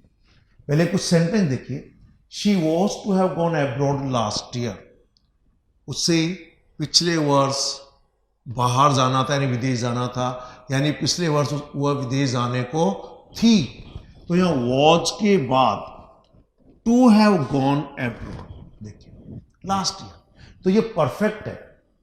और इसको यानी इस शी को बीते हुए समय में ये वाला काम करना था, अब किया या नहीं किया उससे के बारे में कोई हम लोग सर्टेनिटी से नहीं कह सकते कि वो विदेश गई या नहीं गई। बस हम इतना जानते हैं कि पिछले वर्ष वह उसको विदेश जाना था। नेक्स्ट सेंटेंस देखिए, it is nice to have seen you here, आप यहाँ आए, मैं आपसे मिल लिया, तो मैंने कहा आपसे मिलकर अच्छा लगा, सो इट इज नाइस, और मिल चुके हैं पहले तो to have seen you here, आपसे यहां मिलकर अच्छा लगा। He seems to have lost all his money, वह ऐसे मालूम पड़ती है जैसे वो अपना सारा धन गंवा चुकी है, अपना पूरा पैसा खो चुकी है। So seems to have lost all his money. ये स्ट्रक्चर बहुत इंपॉर्टेंट है, सामान्यतः स्कूल कॉलेज में नहीं पढ़ाया जाता है, लेकिन जब आप कॉम्पिटिटिव एग्जामिनेशंस की तैयारी कर रहे हैं तो आपको ये सारे स्ट्रक्चर्स की नॉलेज होना चाहिए। मैंने आपके लिए काफी स्ट्रक्चर्स दिए दिखे हैं। नेक्स्ट देखिए, she seems not to have slept for weeks, वो ऐसे मालूम पड़ती है जैसे कई सप्ताह से सोई ही नहीं है। अब आप खुद सोचिए, क्या हिंदी में सोचकर आप इस सेंटेंस का अंग्रेजी में अनुवाद कर सकते हैं क्या? नहीं। इसलिए शब्द से शब्द अनुवाद करना के तरीके से अंग्रेजी सीखना कहीं ना कहीं आप में कहीं ना कहीं कमी रख देगा। आप स्ट्रक्चर सीखिए डायरेक्ट इंग्लिश में, ये परफेक्ट इन्फिनेटिव है, उसका भावार्थ क्या है, शब्द से शब्द अनुवाद करने की जरूरत नहीं है। जब आप कहते हैं शी सीम्स, से मालूम पड़ती है, क्या मालूम पड़ती है? Not to have slept for weeks, ऐसा मालूम पड़ता है कि वो कई सप्ताह से सोई नहीं है। नेक्स्ट देखिए, नीरव मोदी, नीरव मोदी का नाम सुना होगा कि पंजाब नेशनल बैंक से करोड़ों का घोटाला करके अमेरिका भाग गया, लंदन की जेल में, लंदन भाग गया, लंदन की जेल में बंद है। लिखा है ये पेपर में था, Neeraj Modi is believed to have left India, यानी नीरव मोदी के बारे में ऐसा विश्वास किया जाता है कि वो भारत छोड़ गए। तो उसी टाइम ये किसी न्यूज़पेपर में आया था, तो मैंने आपके लिए नोट करके आपको बताने के लिए सेंटेंस लिखा है। नेक्स्ट देखिए, द गर्ल्स क्लेम, दावा करती हैं, to have seen the fairies, जो उड़न परी होती है ना, कि लड़कियों ने दावा किया कि उसने फेयरीज देखी हैं, यानी उड़न परियां देखी हैं। तो उड़न परियां देखने का दावा किया लड़कियां, क्लियर, यानी करती हैं। The horse was to have been sold, इस घोड़े को तो बेचा जाना था पहले, यानी पहले बेचना था। ही सेड, अगेन ये पैसिव वॉइस है, ही सेड नहीं है, ये पैसिव वॉइस है। ही सेड है, उसके बारे में कहा जाता है, he said to have died a natural death, उसके बारे में कहा जाता है कि वह स्वाभाविक मौत मरा था। तो अब हिंदी में सोचकर करेंगे तो बहुत मुश्किल है। आप सेंटेंस स्ट्रक्चर को समझने की कोशिश कीजिए, इनका भावार्थ क्या है, इनका मीनिंग क्या है, वो आप समझिए। इसलिए आप लोग अगर शॉर्टकट अपनाएंगे अंग्रेजी सीखने में, तो ये शॉर्टकट काम नहीं आएगा। आपको सही गाइडलाइन और सही सेंटेंस स्ट्रक्चर्स की नॉलेज होना ही चाहिए। 10th नंबर सेंटेंस देखिए, she doesn't appear to have written down her name, ऐसा मालूम पड़ता है कि उसने अपना नाम नहीं लिखा है। 11th सेंटेंस देखिए, दे सीम्ड, वो ऐसे मालूम पड़ते हैं, टू हैव डिसअपीयर्ड, जैसे गायब हो गए हो। 12 देखिए, time seems to have stood still in this lovely hotel, ऐसा मालूम पड़ता है टाइम के बारे में, नहीं टाइम ऐसा मालूम पड़ता है जैसे इस प्यारी सी होटल में समय ठहर गया हो, ठहर गया जैसा मालूम पड़ता है। तो time seems to have stood still, एक जगह से ठहर गया, कहां पे, इन दिस लवली होटल। और नेक्स्ट है, I am hoping to have finish the work by now, मैं उम्मीद कर रहा हूं इस समय तक काम खत्म कर लेने का।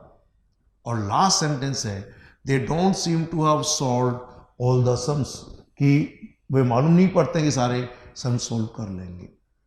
अब ध्यान दीजिए, यहां पर हिंदी में मैंने आपको समझाने के लैंग्वेज लिखी है। इस प्रकार की वाक्य संरचना में adjective verb plus two have plus third form of verb का प्रयोग किया जाता है। आप अगर सभी में देखें तो यहाँ वर्ब के बाद to have plus third form, यहाँ एडजेक्टिव नाइस के पास to have plus third form है, यहाँ पर सभी में वर्ब के बाद है, यहाँ पर पैसिव में एक स्ट्रक्चर लिया गया है। नीरव मोदी इज बिलीव्ड, नीरव मोदी होने से विश्वास किया जाता है टू हैव लेफ्ट इंडिया, कि उसने भारत छोड़ दिया है। तो इस तरीके देखें, यहाँ सॉरी, आई एम सॉरी, और फिर यहाँ पे टू हैव दिया है। तो ऐसे स्ट्रक्चर्स में किसी एडजेक्टिव और वर्ब के बाद, एडजेक्टिव और वर्ब के बाद to have plus third form of a verb का प्रयोग किया जाता है। इन वाक्यों में to have plus third form से बोध होता है कि कोई काम पहले भूतकाल में हो चुका था या नहीं हो चुका होना था, यानी पहले भूतकाल में वह काम हो चुका होना था, अब हुआ या नहीं हुआ है इसके बारे में हमको कोई जानकारी नहीं। ध्यान दीजिए, ये सब थे नॉन फाइनाइट वर्ब। अब मैं आपको कुछ वर्ब्स की जानकारी दूंगा। इन वर्ब में कुछ में तो डायरेक्ट ही वर्ब के बाद टू फॉर्म का प्रयोग होता है और ये वर्ब आपको याद करना है। कुछ में वर्ब के बाद ऑब्जेक्ट लगता है और ऑब्जेक्ट के बाद टू फॉर्म का प्रयोग किया जाता है, ये वर्ब आपको मालूम होना चाहिए। कुछ में एडजेक्टिव ऐसे होते हैं, इन एडजेक्टिव के बाद टू फॉर्म का प्रयोग किया जाता है। कभी कभार कुछ वर्ब में आप लोग ऑब्जेक्ट लगाएं या नहीं लगाएं, पर इसके बाद कुछ क्वेश्चन वर्ड का प्रयोग हो और उसके बाद टू फॉर्म का प्रयोग हो।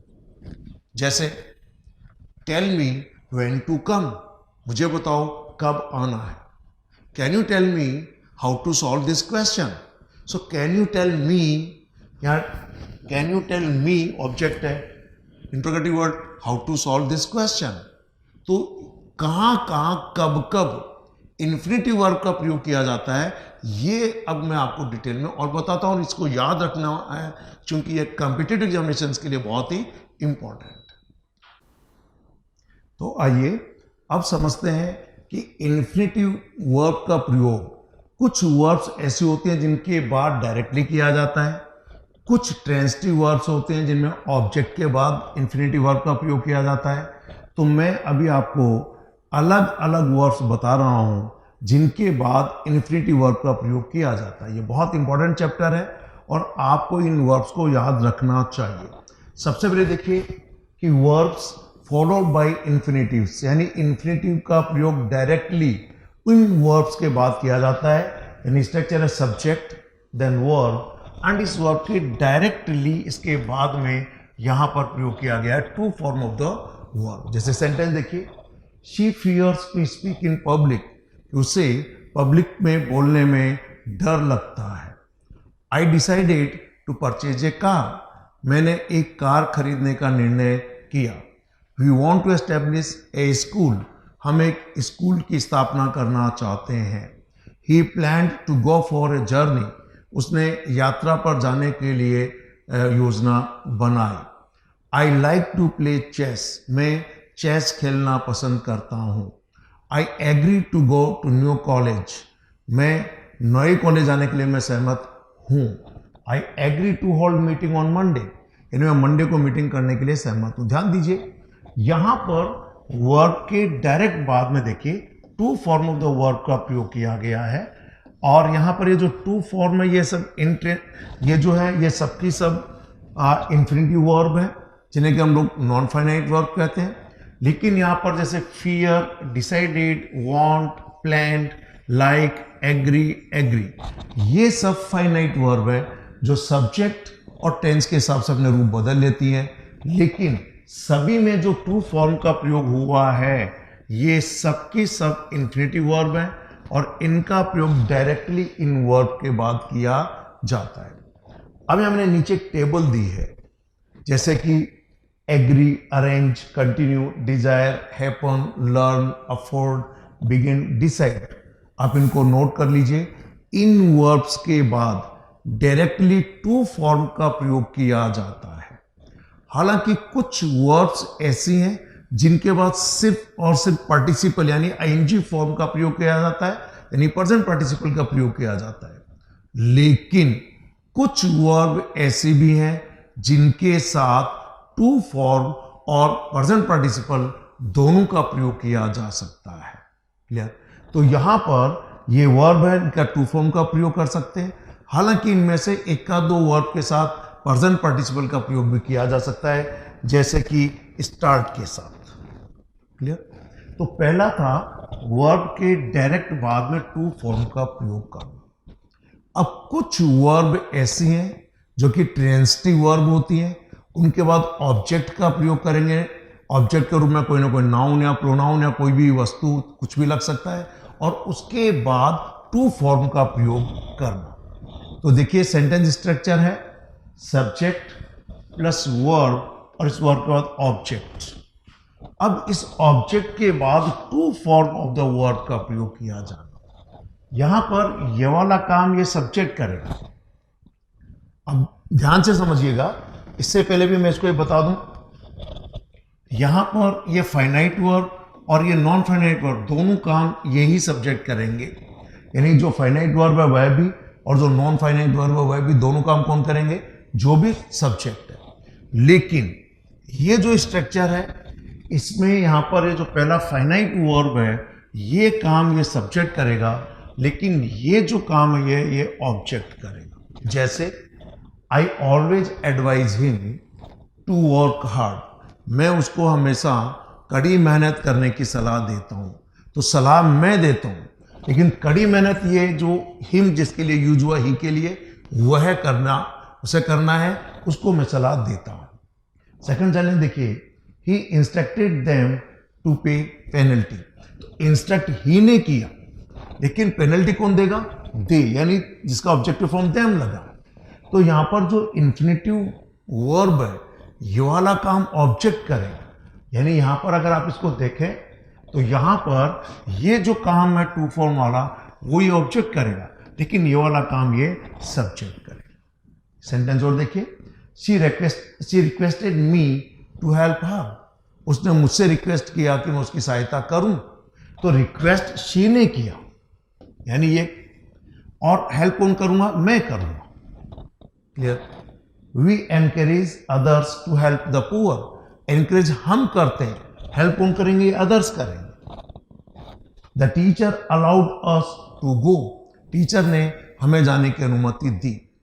यहां पर अब ये कुछ वर्ब्स हैं जिनके बाद ऑब्जेक्ट का प्रयोग होगा और ऑब्जेक्ट के बाद to form of the verb का प्रयोग होगा। तो यहां जैसा कि advice, enable, instruct, persuade, warn, allow, increase, invite, remind, want. तो आप इनको अच्छे से देख लीजिए, इनमें ऑब्जेक्ट के बाद टू फॉर्म का प्रयोग होगा। लेकिन कुछ वर्ब ऐसी होती हैं जिनमें ऑब्जेक्ट के बाद नॉट लगाकर भी, यानी वह स्ट्रक्चर है, यहां पे ध्यान से देखिए कि यहां पर ऑब्जेक्ट के बाद नॉट लगा, यानी इस वाले व्यक्ति को, जो भी ऑब्जेक्ट है, व्यक्ति है या वस्तु, एनिमल, प्लेस, जो भी है, इसको यह वाला काम नहीं करना है। ये सब्जेक्ट तो यह वाला काम करेगा, लेकिन ये व्यक्ति इस व्यक्ति से कुछ कहता है या कुछ एक्शन करता है, लेकिन इस ऑब्जेक्ट को यह वाला काम नहीं करना है। जैसे I requested him not to go, मैंने उससे नहीं जाने के लिए रिक्वेस्ट किया। तो रिक्वेस्ट आई ने किया, ही को किया रिक्वेस्ट, क्या किया कि ये ही नहीं जाए, तो यहां पर इस इंफिनिटिव के पहले नॉट लग गया। तो एक अच्छा स्ट्रक्चर है, आपको ये मालूम होना चाहिए। जो भी हम लोग यहाँ पे चैप्टर्स ले रहे हैं, इन सभी में कोई ना कोई एक अच्छा स्ट्रक्चर, क्योंकि अब हम लोग एडवांस्ड लेवल ग्रामर पे चल रहे हैं, तो आपको ये सारी चीजें अच्छे से समझना ही चाहिए। He encouraged the boys to smoke. अब यहां पर हम कह सकते हैं not to smoke. He encouraged the boys not to smoke. Next sentence देखिए, I asked them not to make a noise. मैंने उनसे शोर न करने के लिए कहा। तो शोर इन, यानी जो दे हैं, जो बहुत से लोग हैं, उन्हें नहीं करना है। I warned him not to touch the wire. मैंने उसको तार को न छूने की चेतावनी दी। I advise you not to join this college. मैं आपको इस कॉलेज को ज्वाइन करने की सलाह नहीं दे, न करने की सलाह देता हूं। I advise you not to sell his car. मैं आपको उसकी कार नहीं बेचने की सलाह देता हूं। Then again I advise you not to come here again. मैं आपको सलाह देता हूं यहां दोबारा न आने की। तो ध्यान दीजिए, यहां पर दो स्ट्रक्चर से, जस्ट पहले वाले में था सब्जेक्ट, वर्ब, ऑब्जेक्ट, देन यहां पर था to form of a verb. अब यहां पे ध्यान दें, ये सब्जेक्ट ये काम करेगा, लेकिन ये ऑब्जेक्ट ये वाला काम करेगा। अब यहां पर यदि ये नॉट बीच में लगा दिया आपने, जैसे यहां पर, और यहां पे भी नॉट होना चाहिए था, गलती से छूट गया, ये जो नॉट लगाया, अगर आप यहां पर नॉट लगा दें तो ये व्यक्ति इस वाले व्यक्ति को यह काम न करने के लिए कुछ कहता है। तो ये था इन्फिनेटिव वर्ब का प्रयोग। इवन ये नेगेटिव इन्फिनेटिव हो गया, आप यूं मान के चलिए। यहां पर जो भी ऑब्जेक्ट के रूप में नाउन या प्रोनाउन यूज हुआ है, इसके बाद not, then to form of the verb. आइए अगला पैटर्न देखते हैं। आपके सामने अब यहां पर कुछ वर्ब्स के बाद direct interrogative word what, why, when, where का प्रयोग हो, और इन क्वेश्चन वर्ड, ये जो लिखा क्वेश्चन वर्ड, इनके बाद to form of the verb का प्रयोग। जैसे I know how to solve this sum. मैं जानता हूं इस सवाल को कैसे हल करना है। तो यहां डायरेक्ट हाउ आया, देखिए, हाउ के बाद टू सॉल्व। तो यहां पर subject, verb and interrogative word. So I know how to solve this sum. ये टू सॉल्व यहां पर इंफिनिटिव वर्ब है, जैसे कि नॉन फाइनाइट वर्ब कहते हैं। We decided where to go for a picnic. A लगा दीजिए, यहां पे ए लगा लेंगे यहां पर, कि हमने निश्चय किया कि हमें पिकनिक के लिए कहां जाना है। Does she know how to cook food. क्या वह जानती है खाना कैसे पकाना है। So does she know how to cook food. He asked me when to come here again. अब यहां देखिए ऑब्जेक्ट की बात आ गया। उसने मुझसे पूछा या फिर कब आना है. So he asked me how when to come here again. They found out, उन्होंने पता लगाया how to operate the machine, इस मशीन को कैसे चलाना है, कैसे ऑपरेट करना है. I don't know how to drive a car, मैं नहीं जानता कार कैसे चलाए. ध्यान दीजिए, कॉम्पिटिटिव एग्जामिनेशंस में इस वाले पैटर्न पर बहुत से सेंटेंस पूछे गए हैं. यहां पर हाउ हटा दिया जाता है, जैसे I don't know to cook food, I don't know to drive a car, वो गलत हो जाएगा. यहां पर हाउ लगाना अत्यंत आवश्यक है. We could not decide what to do next, हम निर्णय नहीं कर सके कि आगे क्या करना है. तो अब ध्यान से देखिए, यहां पर या तो इस डायरेक्ट वर्ब के बाद कोई भी question word what, why, when, where, how, और इनके डायरेक्टली इनके जस्ट बाद आप इन्फिनिटिव वर्ब यानी to form of the verb का प्रयोग करें. ये वे कॉमन वर्ब्स हैं जो इस वाले पैटर्न में प्रयोग की जाती हैं, यानी ask, forget, remember, understand, inform. जैसे I couldn't understand how to solve the question, मैं समझ नहीं सका क्वेश्चन को कैसे हल करना है. तो इन वर्ब्स को ध्यान से देख लीजिए, याद कर लीजिए, बहुत लिमिटेड वर्ब्स हैं कि इनके बाद इंट्रोगेटिव वर्ड का यूज होगा और उसके बाद to form of the verb. तो ये सभी इन्फिनेटिव का ही पार्ट है, यानी जो आप इन्फिनेटिव वर्ब्स पढ़ रहे हैं जो नॉन फाइनाइट वर्ब है, ये बहुत इंपॉर्टेंट वर्ब है. ये मान के चलिए जब आप अंग्रेजी लिखते, बोलते हैं या कुछ पढ़ते हैं तो हर दूसरे सेंटेंस में, या मैं कह सकता हूं लगभग हर सेंटेंस में किसी न किसी रूप में to form of the verb का प्रयोग होता ही है. इसलिए इसके सभी यूज समझना आपके लिए अत्यंत आवश्यक. आइए नेक्स्ट कुछ वर्ब और देखते हैं. अब यहां पर ऑब्जेक्ट के बाद में question word, then to form. जैसे can you tell me where to play football, क्या आप मुझे बता सकते हैं फुटबॉल कहां खेलना है. तो यहां टेल के बाद ऑब्जेक्ट आ गया, then interrogative word where and then to play. Can you suggest me what to do now, क्या आप सुझाव दे सकते हैं कि मुझे क्या करना है. Please show her how to cross the road, कृपया उसको दिखाओ कि उसे रोड कैसे क्रॉस करना है. Would you teach us how to speak English, क्या आप हमें पढ़ाएंगे कि अंग्रेजी कैसे बोलना है. He advised us why to buy a car, उसने हमें सलाह दी कि हमें कार क्यों खरीदना है. व्हाई के बाद है या हाउ के बाद है, देखिए to form. She asked me where to get tickets, उसने मुझसे पूछा टिकट्स कहां से खरीदना है. She inform him when to come to attend the party, उसने उसको सूचित किया कि पार्टी अटेंड करने के लिए कब आना है.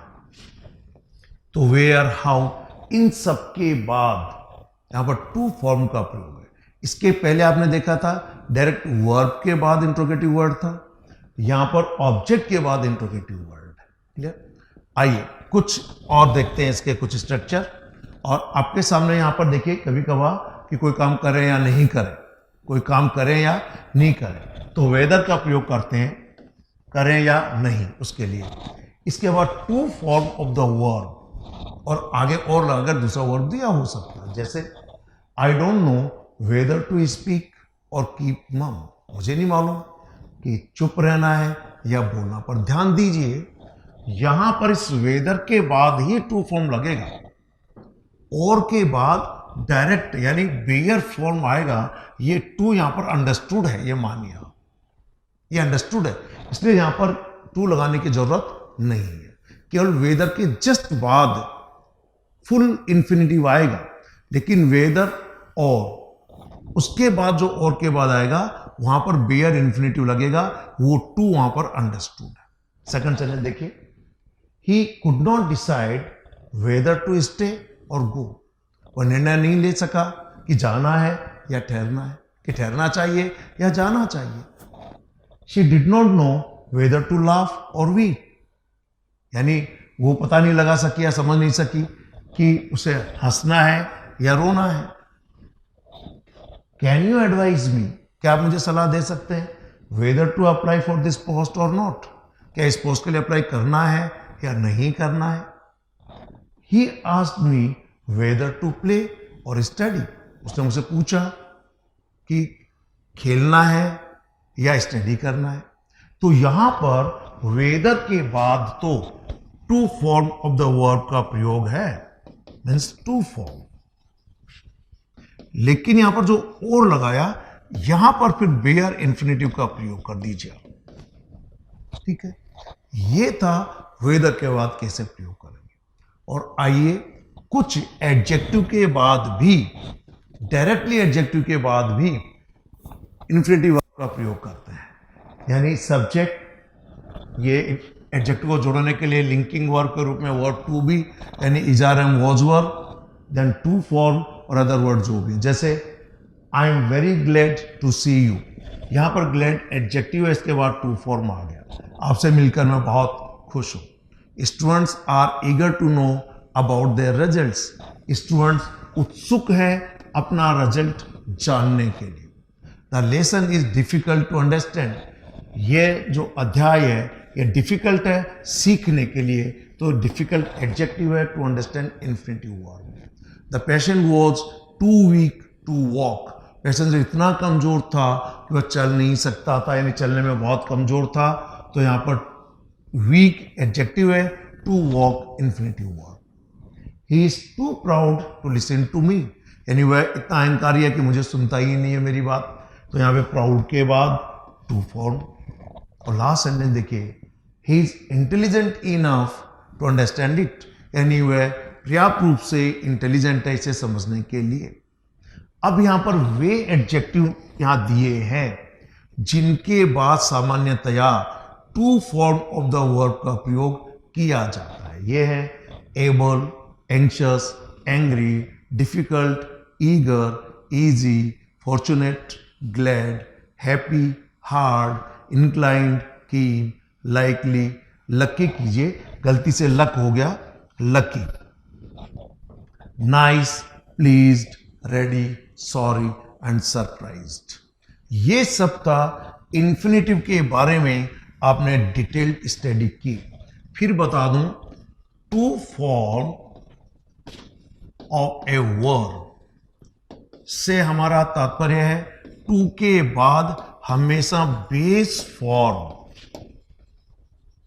यानी सामान्य बातचीत में कहते हैं फर्स्ट फॉर्म का ही प्रयोग किया जाता है। ये नॉन फाइनाइट वर्ब है, यानी चाहे प्रेजेंट टेंस हो, चाहे पास्ट टेंस हो, चाहे फ्यूचर टेंस हो, टू के बाद हमेशा वर्ब की फर्स्ट फॉर्म ही आती है। हालांकि कुछ सिचुएशन ऐसी हैं जहां टू के बाद जेरेंड के रूप में, यानी कोई वर्ब की आईएनजी फॉर्म नाउन के रूप में प्रयोग की जा सकती है, तो वहां कुछ विद्यार्थी भ्रमित हो जाते हैं। क्लियर? जैसे I am committed to teaching you. अब यहां ऐसा लगता है कि कमिटेड टू के बाद आईएनजी फॉर्म आ गया, जबकि मैं कह रहा हूं कि टू के बाद इंफिनिटिव वर्ब के रूप में केवल बेस फॉर्म, फर्स्ट फॉर्म का ही प्रयोग आता है। लेकिन जब मैं कहता हूं कमिटेड टू टीचिंग यू, तो ये टीचिंग बेसिकली यहां पर जेरेंड है। तो कुछ सिचुएशन है जहां पर आप भ्रमित हो सकते हैं। अदरवाइज टू के बाद वर्ब की बेस फॉर्म यानी टू फॉर्म आता है, इसे हम लोग इंफिनिटिव वर्ब कहते हैं। और ये नॉन फाइनाइट वर्ब है। कौन सी वर्ब है? Non finite verb. So non finite verb क्या होती है, फिर से एक बार बता दूं, वे वर्ब्स यानी वर्ब्स की कोई फॉर्म जो सब्जेक्ट या टेंस के हिसाब से नहीं बदलती हैं, वे नॉन फाइनाइट वर्ब्स होती हैं। ये तीन तरीके की होती हैं।